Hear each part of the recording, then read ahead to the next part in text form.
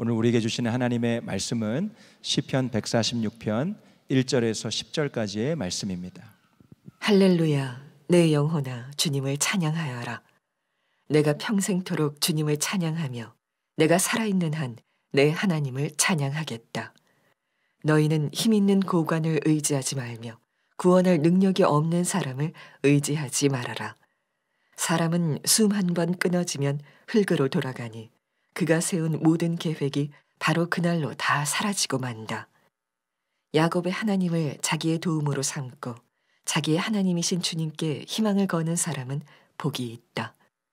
주님은 하늘과 땅과 바다 속에 있는 모든 것을 지으시며 영원한 신의를 지키시며 억눌린 사람을 위해 공의로 재판하시며 굶주린 사람에게 먹을 것을 주시며 감옥에 갇힌 죄수를 석방시켜 주시며 눈먼 사람에게 눈을 뜨게 해주시고 낮은 곳에 있는 사람을 일으켜 세우시는 분이시다.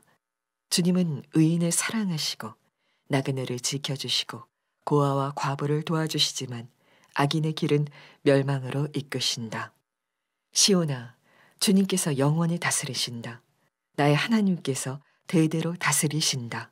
할렐루야. 아멘. 하나님의 말씀입니다. 자리에 앉으시겠습니다. 하나님을 찬양하십시다. 주님을 사랑하시는 여러분의 마음의 중심에 찬양의 문이 활짝 열려지기를, 정말 평생 찬양으로 살게 되시기를 축원합니다. 시편 설교가 이제 마지막 5편이 남았습니다. 이 나머지 시편의 마지막 끝 5편은 할렐루야로 시작해서 할렐루야로 끝나는 유명한 찬양시입니다. 정말 시편의 마지막다운 그런 5편의 남은 시가 남아 있습니다. 시편 145편에 다윗이 찬양시를 시작하면서 150편까지 다윗이 이 찬양시를 다 썼다고 알려집니다. 제가 이 시편 146편부터 할렐루야 찬양시를 묵상하면서 가슴이 너무나 뜨거워졌습니다. 그 감동이 정말 말할 수 없을 것 같았습니다. 마치 핸델의 메시아 중에 있는 할렐루야 합창을 듣는 것 같은 감동이 있었습니다. 이걸 도대체 내가 어떻게 설교로 풀어낼 수 있을까 고민이 될 정도였습니다. 한번 오늘부터 우리 시편 150편까지 시편의 핵심이고 모든 성경의 요약이라고 할 수 있는 이 시편의 감동을 함께 누렸으면 좋겠습니다. 시편 146편도 1절은 할렐루야 내 영혼아 주님을 찬양하여라 이렇게 시작을 합니다. 그런데 제 마음에 가장 와닿았던 구절은 2절입니다. 내가 평생토록 주님을 찬양하며 내가 살아있는 한 내 하나님을 찬양하겠다. 우리도 모두 다 하나님을 찬양했습니다. 오늘도 예배 때 찬양했지요. 예배 인도자가 일어나서 찬양하자 그러면 우리 다 일어나서 찬양합니다. 손을 들고 찬양하자 그러면 손을 들고 찬양합니다. 그런데 다윗의 고백은 좀 특별합니다. 내 평생 주님을 찬양하며 살아있는 한 내 하나님을 찬양하겠다. 그 마음의 중심의 뜨거움은 보통 우리가 찬양하는 것과는 전혀 다른 느낌입니다. 여러분도 내가 평생 찬양하겠다, 살아있는 한 내가 하나님을 찬양하겠다, 이런 고백을 해보신 적이 있습니까? 이 고백은 다윗이 여호와의 법궤가 예루살렘 성으로 들어올 때 그때 너무 좋아서 뛰면서 하나님을 찬양했는데, 그때 얼마나 다윗이 좋아서 뛰었으면 하체가 다 드러날 정도였습니다. 그때 미갈이 그것을 보고 다윗을 책망했습니다. 왕의 위신, 왕의 채통이 있지 도대체 그게 무슨 주택입니까? 이런 책망을 했었을 때 그때 다윗이 고백했던 말씀이 생각이 납니다. 사무엘하 6장 21절에 이는 여호와 앞에서 한 것이니라. 그가 내 아버지와 그의 온 집을 버리고 나를 택하사 나를 여호와의 백성 이스라엘의 주권자로 삼으셨으니 내가 여호와 앞에서 뛰놀리라. 하나님 앞에서 무슨 위신이 있고 무슨 채통이 있냐 말입니다. 그게 다윗의 믿음이었습니다. 다윗이 진짜 하나님을 믿은 거예요. 그러니까 자기가 왕이라는 것 자체가 무슨 의미가 있냐는 겁니다. 근데 미갈도 하나님을 믿기는 믿었지만 미갈에게 있어서는 보이지 않는 하나님보다 보이는 왕인 자기 남편이 더 중요했어요. 여러분, 이 차이를 구별하실 수 있겠습니까? 하나님을 찬양하는, 다윗처럼 이렇게 하나님을 찬양하는 것은 아무에게나 있는 찬양이 아닙니다. 하나님만 전적으로 의지하는 사람에게만 이런 찬양이 가능합니다. 하나님을 의지하지 않는 사람은 그 속에 찬양이 나오지 않습니다. 다윗이 3절에서 이렇게 말합니다. 너희는 힘 있는 고관을 의지하지 말며 구원할 능력이 없는 사람을 의지하지 말아라. 누구나 다 본능적으로 힘 있는 사람, 돈 있는 사람을 의지하기 마련입니다. 그런데 이렇게 돈 있는 사람, 힘 있는 사람을 의지하는 사람은 하나님 찬양이 안 됩니다. 그가 진짜 의지하는 대상이 하나님이 아니기 때문에 그렇습니다. 그런데 어느 순간에 하나님만 의지하게 되는 사람은 다른 사람이 이해하기 어려운 찬양이 계속 일어납니다. 형편과 처지와 상관없이. 돈 있고 힘 있는 사람을 의지하는 사람은 찬양만 안 되는 게 아닙니다. 그 인생은 정말 위험합니다. 그것 때문에 결국은 실패하고 좌절하고 낙심하는 겁니다. 의지할 대상이 아닌 대상을 의지했기 때문에. 여러분, 의지할 수 없는 난간을 의지한 바람에 넘어지는 일이 생기는 거죠. 인생도 그와 똑같습니다. 왜 우리가 그렇게 열심히 사는데도 실패하고 좌절하고 실망하고 낙심합니까?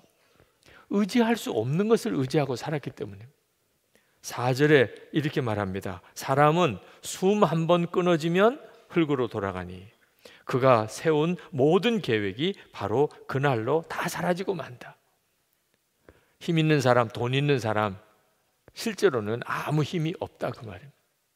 나를 도와주려고 해도 결국은 아무것도 아니라는 것만 드러나고 맙니다. 제가 참 철없은 어린 시절에 부자 부모를 둔 친구가 부럽더라고요. 저만 그렇습니까? 여러분은 안 그랬습니까? 부자인 부모를 둔 친구가 그렇게 부러웠는데 나이가 들어서 그 어릴 때 친구들을 만나보고 깨달은 것이 그 부자인 부모가 아무 힘이 없다는 거예요. 세월이 지나도 여전히 부자인 사람은 없더라고요. 그런데 안타깝게도 예수를 믿고도 여전히 힘 있는 사람, 돈 많은 사람이 의지가 되는 것이 참 기가 막힌 안타까움이죠. 미국을 의지해야 되냐, 중국을 의지해야 되냐 하는 문제로 논란이 있습니다. 이건 정말 안타까운 일입니다. 미국도 중국도 실제로 우리의 의지가 되지 못합니다. 북한을 믿는 것도 다 허상입니다. 하나님만이 우리나라를 지키실 수 있습니다. 그런데 하나님이 안 믿어지니 어떡합니까? 하나님이 안 믿어지니까 하나님을 믿는다는 사람들 사이에도 미국을 의지해야 된다, 중국을 의지해야 된다, 북한을 믿어야 된다 이런 말이 나오는 것입니다. 어느 선교단체에 수련회 인도하러 갔었는데 첫째 날 집회가 끝나고 한 자매가 상담을 와서 울더라고요. 제가 하나님 앞에 헌신하겠다는 그런 결단을 못 하겠다는 거예요. 만약에 그렇게 해서 하나님께서 자기가 지금 외무고시를 준비하고 있는데 그 외무고시 준비하는 것을 포기하라 하면 어떻게 하겠냐는. 그래서 제가 물었습니다. 하나님이 외무고시를 포기하라고 하더냐? 그랬더니 그건 아니고 혹시 그렇게 하면 어떻게 하냐는. 제가 그 자매 속에 실제로는 하나님을 불신하고 있는 불신앙을 보았습니다. 하나님을 믿으니까 그 선교단체 대학생 수련회에 온 거죠. 그렇지만 마음속에는 여전히 하나님은 까다로운 하나님, 내 좋은 거 가져가시는 하나님, 싫은 거 하라고 하시는 하나님, 그렇게 하나님을 믿고 있는 거예요. 그래서 그 자매를 위해서 기도할 때 한 가지만 기도했습니다. 하나님, 이 자매가 좋으신 하나님을 정말 알게 해 주옵소서. 근데 뭐 펑펑 우는 거예요. 그냥 좋으신 하나님을 알게 해달라는 기도에 그렇게 눈물을 쏟으며 울더라고요. 그리고 그 다음날 집회 때 하나님께 내 삶을 헌신합니다. 그렇게 헌신하고 나오는 무리 중에 들어 있었습니다.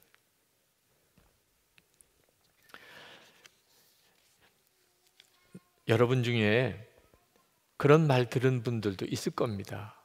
어떻게 나약하게 하나님을 의지하려고 하느냐. 하나님을 믿지 않는 사람들이 흔히 하는 말입니다. 나약한 게 아닙니다. 사실은 몰라서 하는 이야기고 교만해서 하는 이야기입니다. 여러분, 이제 갓난 아기에게 너는 어째 나약하게 부모를 의지하느냐, 말이 안 되죠. 이제 갓난 아기에게 너 왜 부모를 의지하려고 하느냐, 그거보다도 더 미련한 이야기입니다. 여러분, 우리 자신이 어린 아이, 갓난 아기보다도 더 약합니다. 실제로 예수님을 믿은 사람들 중에 땅이 꺼지는 것 같고 하늘이 무너지는 것 같은 위기 속에 내가 아무것도 아니구나, 내가 할 수 있는 게 아무것도 없구나, 그 사실을 통렬히 깨닫고 하나님을 붙잡은 사람들이 많습니다. 수도 없이 많습니다. 우리 자신이 너무너무 연약하다는 거예요. 그래서 오직 하나님만 의지해야 된다는 사실을 깨달은 사람이 지혜로운 사람이에요. 그 사람이 복이 있는 사람이에요. 5절 말씀에 이렇게 말씀했습니다. 야곱의 하나님을 자기의 도움으로 삼고 자기의 하나님이신 주님께 희망을 거는 사람은 복이 있다. 아무나 이런 믿음이 생기는 게 아닙니다. 하나님만 의지하는 믿음, 누구에게나 이런 믿음이 생기지 않습니다. 엘리야 시대에 이스라엘 백성들이 하나님을 믿었어요. 그런데 안타깝게도 바알 우상도 섬겼습니다. 왔다 갔다 하는 그들을 보기가 너무 안타까워서 엘리야 선지자가 바알 제사장들에게 하늘에서 불을 내리는 신이 참신이다, 우리 한번 시합해보자, 영적 시합을 열어놓고 몰려든 이스라엘 백성들에게 도전했습니다. 열왕기상 18장 21절에 엘리야가 모든 백성에게 가까이 나아가 이르되 너희가 어느 때까지 둘 사이에서 머뭇머뭇하려느냐, 여호와가 만일 하나님이면 그를 따르고 바알이 만일 하나님이면 그를 따를지니라 하니 백성이 말 한마디도 대답하지 아니하는지라. 왜 대답을 못했냐 말입니다. 우리는 하나님만 믿습니다. 왜 그 대답을 못하냐 말입니다. 지금도 하나님을 믿는다는 많은 성도들 중에 나는 하나님만 믿습니다, 나는 세상 그 어느 것도 의지하지 않고 나는 하나님만 의지합니다, 이 대답 한마디 제대로 못하는 사람이 많습니다. 여러분은 나는 사람 의지하지 않고 그 어떤 것도 내가 바라지 않고 나는 하나님만 의지합니다, 이렇게 고백하고 사십니까? 언제 한번 그런 고백을 해보신 기억이 있습니까? 여러분, 혹시 하나님 외에 따로 믿고 의지하는 대상이 혹 있으신 분들 빨리 정리하셔야 합니다.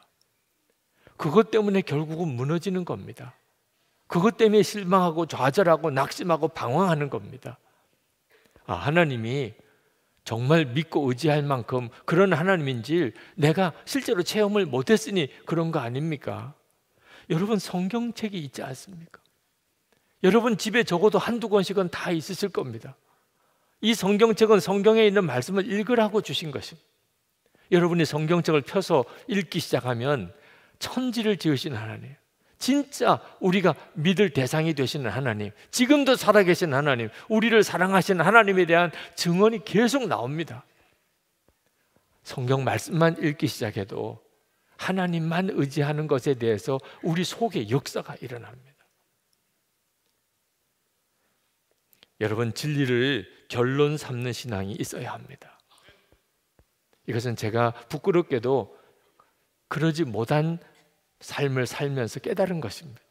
저는 목사가 되고도 보이지 않는 하나님보다 보이는 저희 아버님 목사님이 더 의지가 되었었습니다. 저 자신이 그걸 깨닫지 못했어요. 내가 진짜 하나님만 의지하고 살지 못하고 있다는 것을 저 자신이 몰랐어요. 하나님께서 저에게 깨우쳐 주셔야 알게 됐어요. 그날이 저에게 있어서 회심의 날입니다. 비로소 제가 하나님만 붙잡는 믿음의 눈이 뜨인 겁니다. 제가 목사가 되고 제 마음의 소원은 큰 교회 목사가 되는 것이었습니다. 그것은 하나님의 영광을 위해서, 많은 사람의 영혼을 구원하기 위해서 아니었어요. 그냥 하나, 고생 안 하고 내가 목사가 되었으면 좋겠다. 고생 안 하고 싶었어요. 저희 아버님이 어렵게 목회하시는 것을 어려서부터 보면서 그게 교회가 작아서 그런 줄 알았어요. 나도 좀 큰 교회 목사가 되면 이제 고생하지 않을까, 그렇게 생각하고 큰 교회 목사가 하는 대로 따라 했었습니다. 교회가 커지니까 고생이 말할 수가 없어요. 정말 몰라서, 너무 몰라서 큰 교회 하려고 했던 거예요.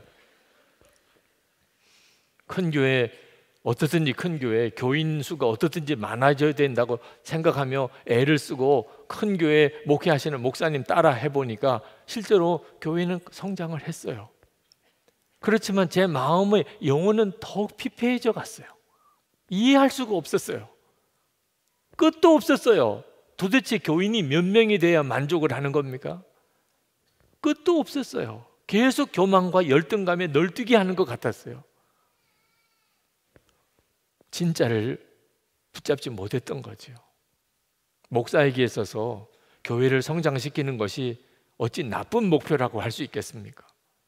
그러나 그것은 진짜를 놓치게 만든다고 한다면 그건 정말 나쁜 목표죠. 예수 그리스도였어요.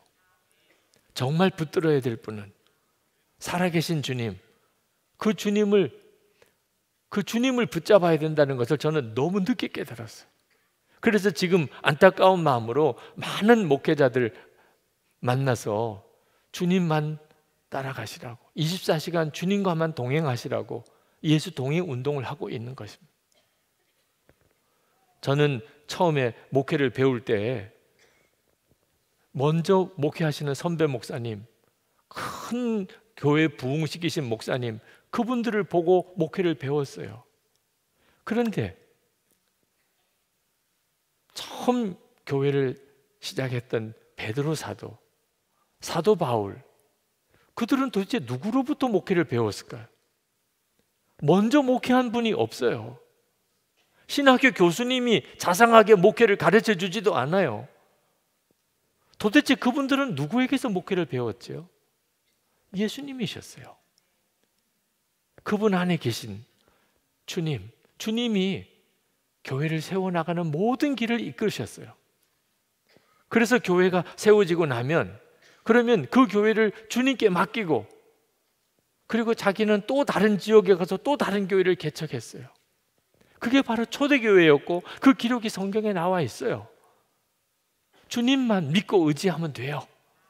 중국 공산당이 정부를 세우고 중국 대륙을 장악했을 때 모든 교회는 문을 닫아야 됐습니다. 선교사님 쫓겨났어요. 신학교 문 다 닫았어요.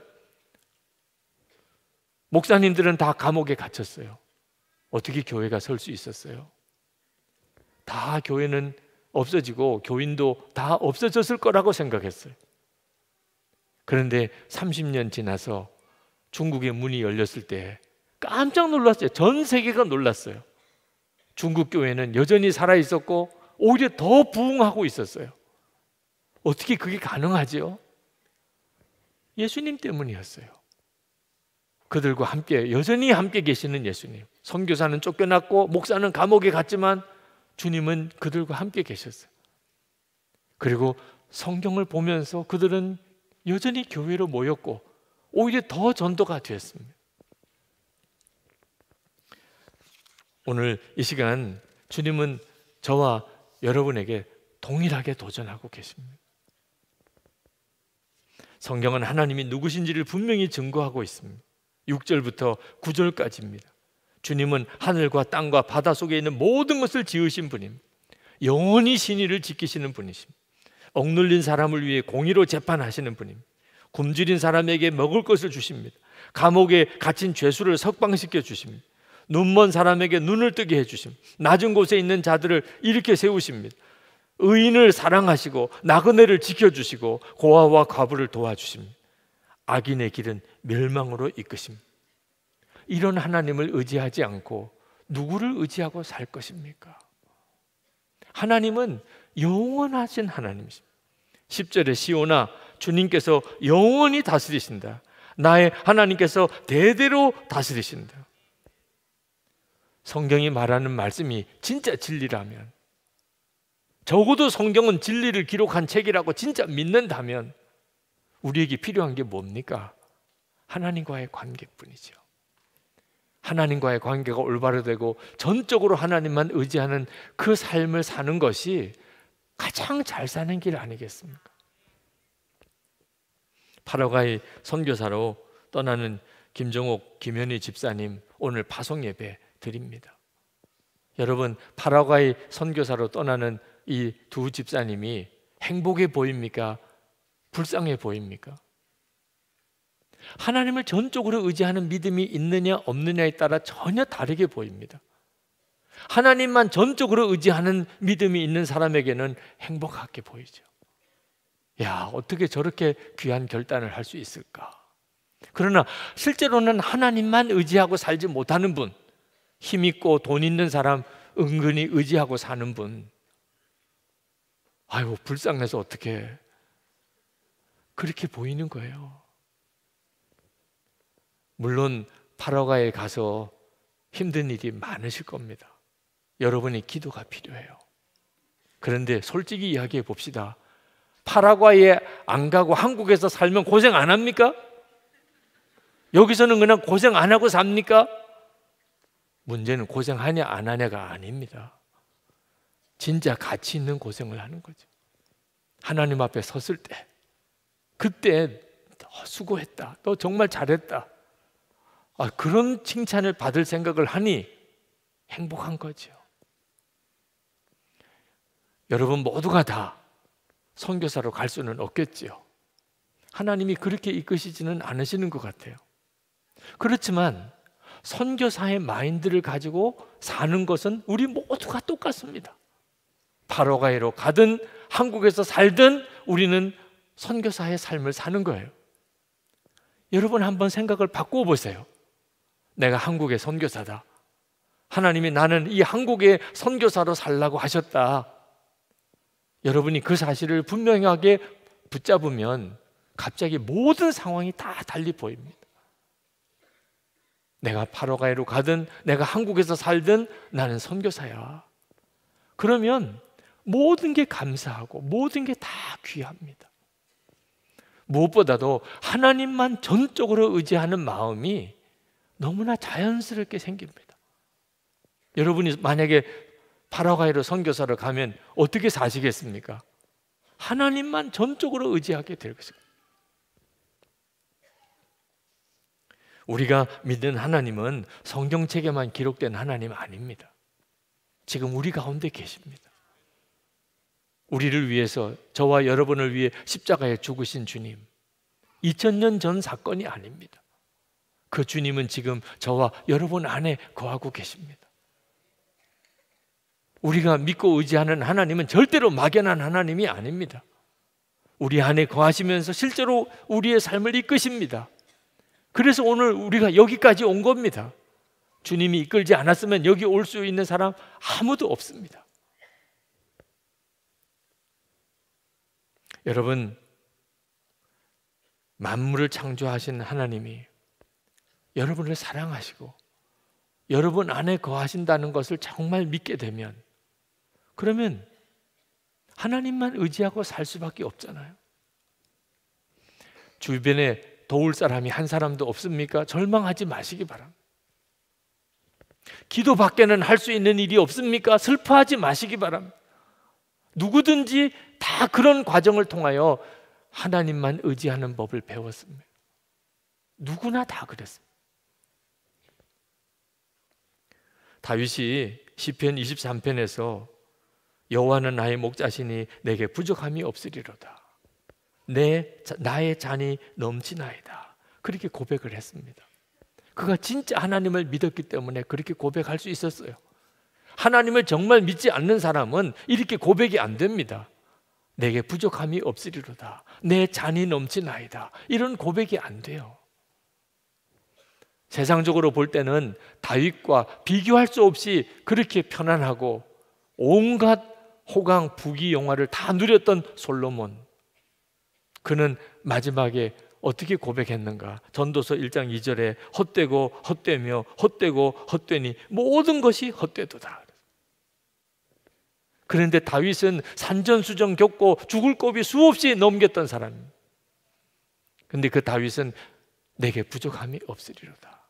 나의 잔이 넘치나이다. 진짜 황홀하죠.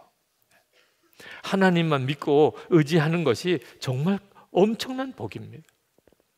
얼마 전에 미국의 어느 집사님이 책을 하나 출간을 하신다고 추천사를 부탁해 오셨습니다. 미국에 가서 공부해서 20년 지나면서 박사학위도 하고, 그리고 데이터 과학, 인공지능 전문가로 지금 일하고 계시는 분입니다. 그가 미국에서 신앙생활 하면서 마음속에 하나님에 대한 여러 가지 의문들, 갈등들, 그런 고민들을 하다가 답을 찾았습니다. 그런데 그걸 자기만 가지고 있기에는 너무 아깝고 너무 귀해서 다른 사람들에게, 동일한 고민을 가지고 있는 사람들에게 그것을 함께 나누고 싶다고 책을 출간했습니다. 그 책 원고 속에 이런 일화가 있더라고요. 미국에서 막 박사학위 과정 참 어렵고 힘든 마지막 고비를 넘어갈 때 한국에 계신 어머니에게서부터 전화가 왔습니다. 어떻게 논문 준비는 잘 되고 있냐? 몸은 건강하냐? 많이 바쁘지? 그렇게 물으시기에 예, 바빠요. 학교, 집, 교회 밖에는 아무 데도 못 가고 공부만 하고 있어요. 그랬더니 어머니가 너무 딱하다는 듯이 말하더래요. 그렇게 바쁜데 교회는 적당히 다녀라. 하나님을 믿지 않는 그 어머니로서는 이해가 안 되죠. 그렇게 바쁜데, 그런데 교회는 왜 나가냐? 뭐라고 전화로 다 설명할 수가 없어서 예, 그러고 전화를 끊고 난 다음에 생각했답니다. 바쁜데 교회는 좀 적당히 나가라. 하나님을 믿지 않는 어머니니까 이해할 수 없었어요. 그런데 그 집사님은 하나님을 믿는 힘으로 자기가 지금 공부하고 있는 거예요. 그 힘들고 어려운 박사 논문을 쓰는 중에 자기 삶의 에너지, 열정을 부어주시는 분이 하나님이셨어요. 그리고 자기 영혼의 쉼을 얻을 수 있는 자리가 하나님의 품이었어요. 성경 말씀이 매일매일의 나침반이었고, 하나님을 믿음으로 왜 공부해야 되는지, 왜 박사가 되어야 되는지 목적이 분명해졌고, 기도함으로 자기 능력이 아닌 하나님의 능력으로 공부할 수 있었다고 고백했어요. 하나님만 전적으로 의지하는 것은 우리 인생의 가장 큰 지혜예요. 저도 지난날 돌아보면 앞날이 캄캄했던 때가 있었습니다. 아무도 나를 도와주는 사람이 없었어요. 문제를 해결할 방법이 나에게는 아무것도 없었어요. 그건 저에게 큰 불행이었고 고통이었고, 그리고 정말 이렇게 끝나는 건가 하는 생각도 했었습니다. 근데 지나고 보니까 의지할 사람이 한 사람도 없다는 것이 저에겐 복이었어요. 그래서 하나님만 붙잡게 된 겁니다.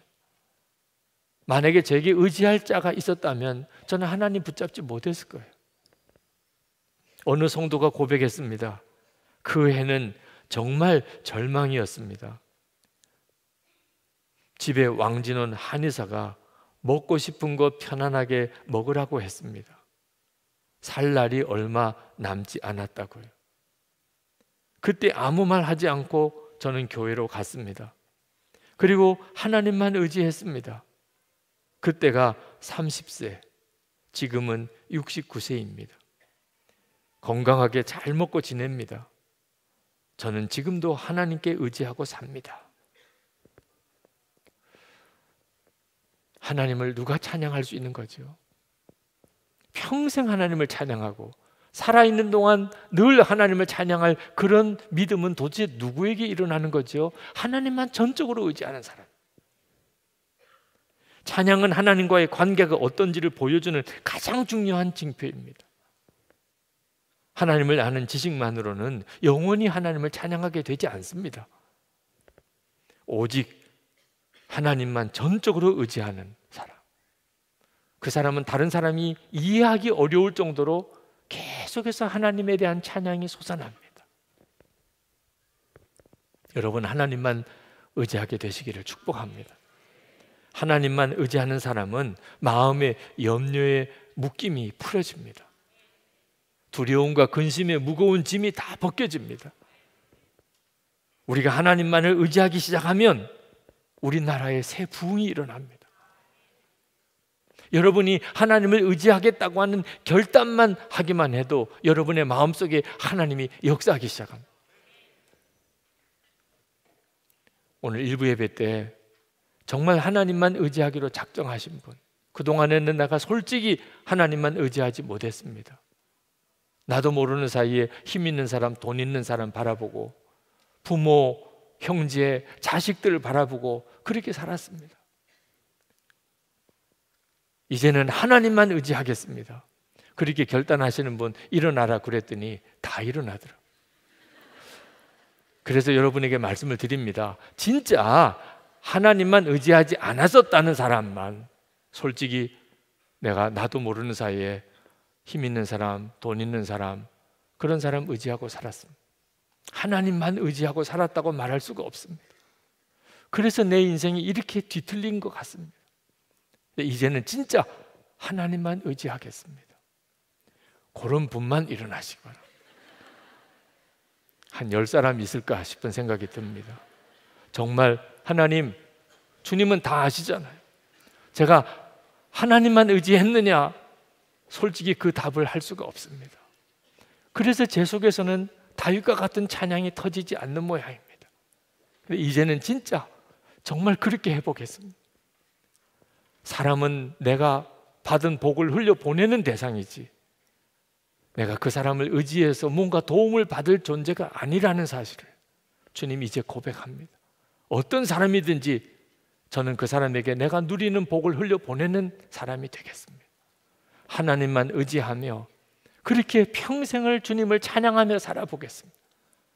그런 분들은 일어나셔서 기도하시기 바랍니다. 여러분의 마음의 결심만으로도 주님은 여러분 속에 역사하게 되실 것입니다. 우리 다 같이 기도하겠습니다. 주님만 의지하기 원합니다. 평생 주님만 찬양하며 사는 자가 되기를 원합니다. 주여 저를 붙잡아 주시옵소서. 기도하십시다.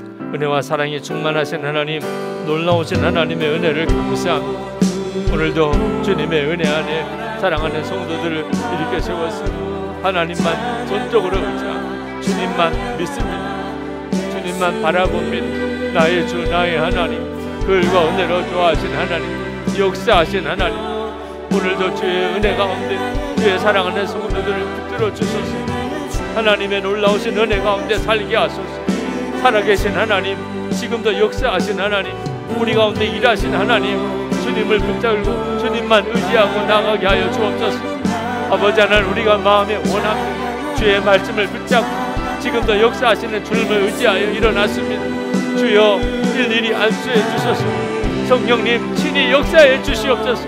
눈을 떠 주를 보게 하시고 하나님 주를 온전히 바라보게 하시고 하나님의 나라를 보게 하시고 하나님 찬양하며 감사하며 믿음으로 살게 하여 주옵소서.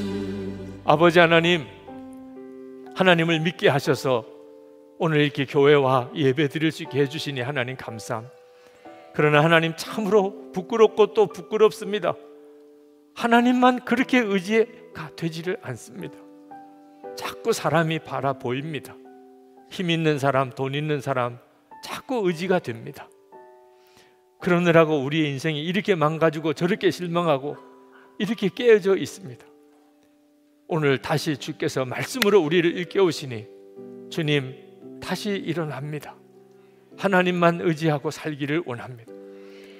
일일이 머리머리에 안수하셔서 눈을 열어 지금도 함께 하시는 주를 바라보게 해 주옵소서. 영원한 하나님의 나라를 보는 눈을 뜨게 해 주시옵소서. 염려의 끈이 묶임이 풀어지게 하소서. 두려움, 근심의 무거운 짐 다 벗겨 주시옵소서. 속에서부터 터져나오는 찬양, 주체할 수 없는 찬양, 그렇게 찬양하며 살게 하여 주옵소서. 하나님을 영화롭게 하며 우리가 만나는 수많은 사람들에게 복을 나눠주며 은혜의 통로로 쓰임 받으며 그렇게 살게 하여 주옵소서. 사람들이 다 힘들다 어렵다 죽겠다고 하는 때에 하나님 우리를 사용하소서. 위로자가 되게 해주시고 하나님 은혜를 공급하게 하시고 먹을 것을 공급하게 하시고 도울 힘이 우리에게 있게 하여 주옵소서. 오늘도 예배하고 하나님 앞에 나와 사랑과 감사를 담아 헌금을 주께 봉헌해 드립니다. 하나님, 주님을 정말 사랑합니다. 정말 주님을 믿습니다. 하나님 기뻐하는 뜻대로 살기를 원합니다. 온전한 12일조의 생활을 하기 원합니다. 감사의 삶을 살기 원합니다. 건축 헌금, 선교 헌금, 우리의 마음에 감동을 주시는 대로 감당하기를 원합니다. 하나님, 성도들의 헌신, 믿음, 고백, 감사를 받으소서. 그리고 주께서 복을 주셔서 세상에 사는 동안 정말 소금처럼 빛처럼 주위에 있는 모든 사람들에게 든든한 의지가 되어지는 존재로 그렇게 우리를 사용하여 주옵소서. 우리가 사회에 나가 세상에 나가 하나님의 살아계심의 증인 되기를 원합니다. 하나님, 저희 가정을 은혜로 붙들어 주시고 우리의 자녀들 책임져 주시고 성도들의 기업에 복을 주소서.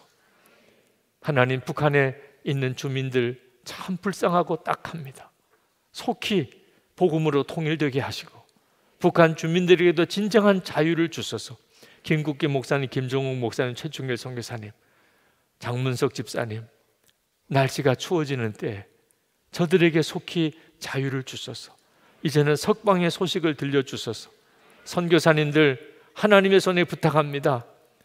오직 주님만 의지하고 바라고 나갔습니다. 선교사님의 영육간의 건강을 지키시고 가정을 지켜주시고 그 사역에 하나님이 기름 부음을 더하여 주옵소서. 우리 주 예수 그리스도 이름으로 간절히 기도합나이다. 아멘. 시편 마지막까지 우리 꼭 부르고 싶은 찬송을 같이 부르기를 원합니다. 우리 다 일어나셔서 이 찬양을 같이 하십시다.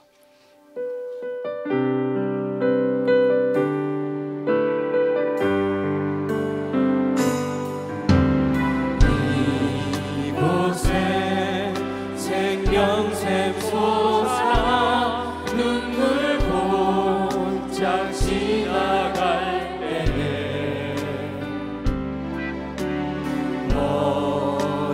너잖아 열매 맺히고 웃음소리 넘쳐나리라. 그날에 하늘이 열리고 모든 이가 보게 되리라. 마침내 옷들이 입히고 영광의 주가 오시리라.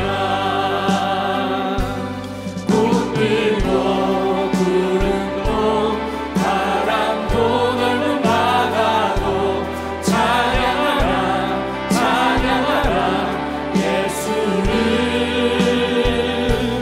하늘을 울리며 노래할 영혼아 은혜의 주 은혜의 주 은혜의 주. 구름도 꽃들도 구름도 바람도 넓은 바다도 찬양하라 찬양하라 예수를. 하늘을 울리며 노래할 영혼아 은혜의 주 은혜의 주 은혜의 주. 주 예수님의 은혜와 하나님의 사랑하심과 성령의 교통하심이 예배하고 돌아가는 모든 성도들과 함께 하시기를 축원하옵나이다. 아멘.